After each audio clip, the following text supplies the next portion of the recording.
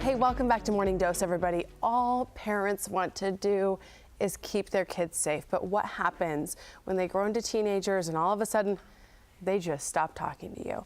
Teens have this subculture of their own, and if you're not a teen, you're not allowed in, especially parents. So that's what we're here to kind of help you out with this. So what are the secrets they could be keeping from you? We have gotten some help this morning. A nationally known motivational youth speaker who has spoken to millions of teens across the nation.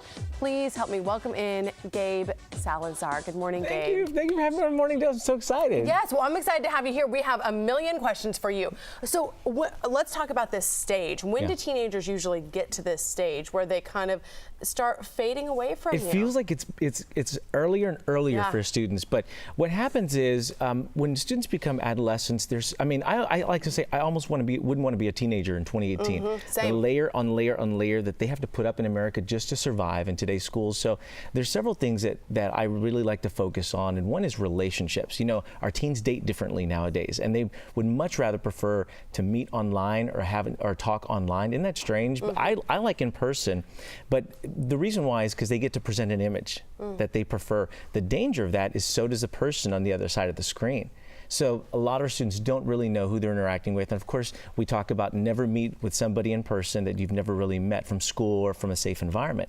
It's very important. The other thing that kids are keeping from their parents is bullying. Do you know that by the time you're 18 years old, you will have either been involved in bully behavior or you will have been bullied? And so when you talk about the 5 different forms of bullying: physical, verbal, emotional, exclusion, cyber, your student is being bullied. And so I like to encourage like cell phone parking lots. I like to encourage that all the families share the password, so that way parents can know when their students getting bullied, because chances are they're not going to tell you.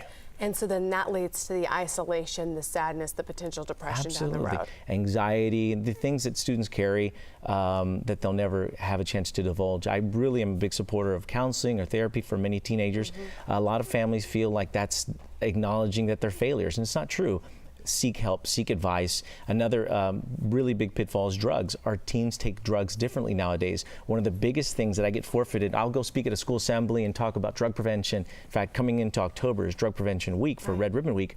And I'll have kids literally walk up to me, give me vaporizers. And they just look like little USBs, but... Why are they giving those to you? Well, they feel compelled that what I'm talking about has value, and they really want to aspire. I'm a product So they're stopping. They're saying, here, I'm not going to do this anymore. I'm done. Oh, wow. So that's a power. Yeah. So Isn't you're that having crazy? a powerful impact on them. Yeah. But those are the secrets that parents are keeping. Parents are thinking, okay, alcohol and cigarettes are the thing. But this is a totally different realm. You know, there's a process by which they can make marijuana and into what they call waxing or dabbing. And then they can smoke, it seems like a vaporizer, and it'll smell like cotton candy, but they just hit marijuana. And so a teacher will do like a bathroom check, you know, walk in there after some students left, and, oh, it smells like cotton candy. No, these guys are getting high. Oh. Okay, so here's the question. How do you, if your teen's already kind of gotten to that mode where they don't talk to you, where they get home at the end of the day and you're trying everything. You're saying, hey, Gabe, how was your day? Tell me something positive that happened. Tell me how, and they're just blank stare. Nothing. Yeah. Everything was cool. How do you reach them? It is I think it starts early. It's like voting, early and often. These are conversations. Many times I like to encourage those moments when they're watching television, they see something that is alarming or shocking on a show that they like, and say, hey, has that ever happened to you? Have you ever been bullied, or have you ever experienced something like that?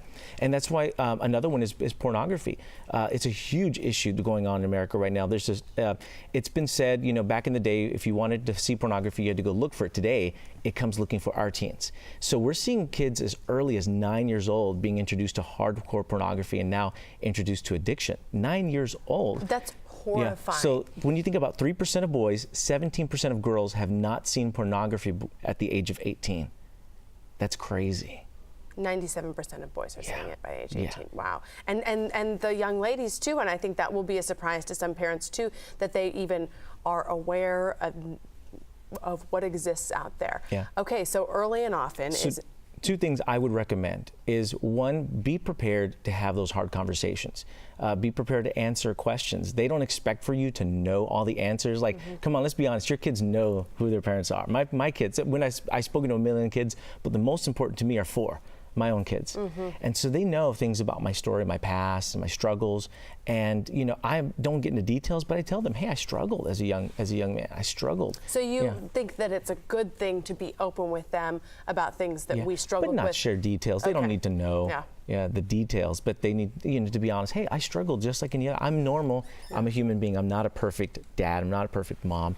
And then the other thing is, I think parents need to present their values and have a plan. Have a plan to protect your kids from cyberbullying, from predators, and even from pornography.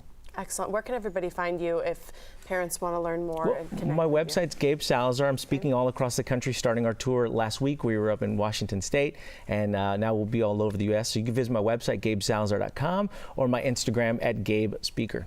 Excellent. Thank you for doing the work you do and for passing the info on to parents like me and everybody else watching. I appreciate you. Thank you. You're welcome.